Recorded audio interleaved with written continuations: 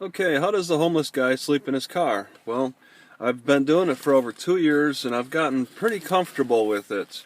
I've had many good nights of sleep. It's simple. I think the main way I've been sleeping has just been, okay, I pull this pillow down for when I drive or just want to sit up.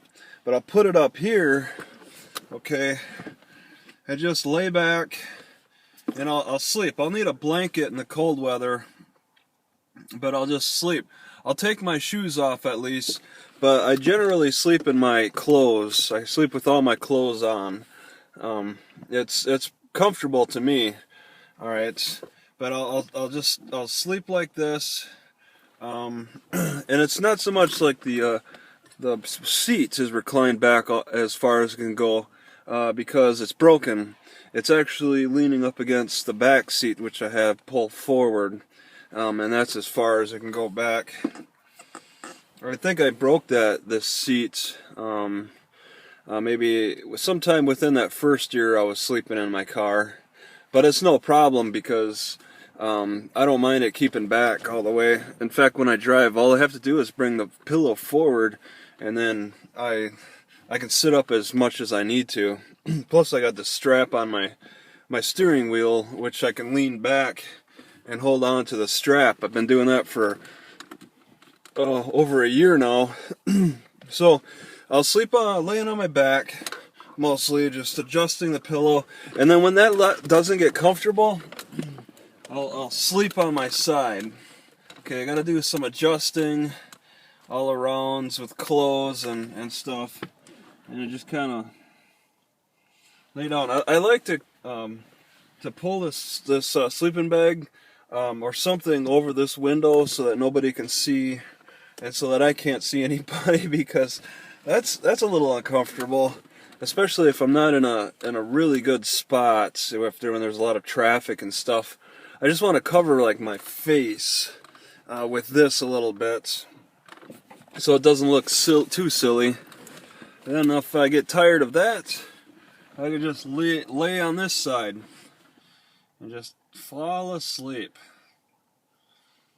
And yeah, I'm a little angled. My back is a little turned, but it doesn't really seem to have caused any major long-term issues with me. My blood circulation seems to be okay. My ankles might be a little swollen, but it doesn't seem that alarming. They were getting bad after an accident I had with my digestion before I went homeless. So I'll sleep on one side on my back or on the other, and that's about all I can do for adjusting. I'm not able to sleep on my stomach. There have been times when I prefer to try to lay on my stomach in some way.